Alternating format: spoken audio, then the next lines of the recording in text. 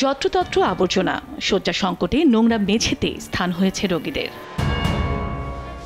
রোগীরা জানান, হবিগঞ্জ সদর হাসপাতালে আবর্জনার দুর্গন্ধে ভবনের ভেতরে থাকা কষ্টসাধ্য হয়ে পড়ে। গত 1 মাস ধরে সৃষ্টি হয়েছে পানির তীব্র সংকট। এ কারণে শৌচাগারগুলো ব্যবহার অনুপযোগী হয়ে পড়েছে। এছাড়া ঘন ঘন লোডশেডিংয়ে গরমে অতিষ্ঠ সবাই। জেনারেটর থাকলেও তা ব্যবহার হচ্ছে শুধুমাত্র অফিসের কর্মকর্তাদের জন্য।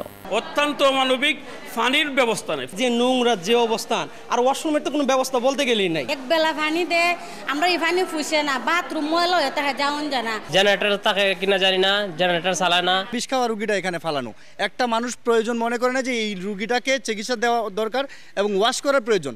এ নিয়ে হাসপাতাল কর্তৃপক্ষের গতানুগতিক আশ্বাস, আউটসোর্সিং এর জনবল বাড়াতে পারলে হাসপাতাল আরও পরিচ্ছন্ন করা যাবে বলে জানান সংশ্লিষ্ট কর্মকর্তা। যদি আউটসোর্সিং আরও কিছু পরিচ্ছন্নতা আমরা ঢুকাতে পারি, আমরা তো হাসপাতালটাকে আরও একটা ভালো অবস্থায় নিয়ে যেতে পারবো। পানি এবং জেনারেটরের জন্য আলাদা লোক আছে, রোস্টার আছে।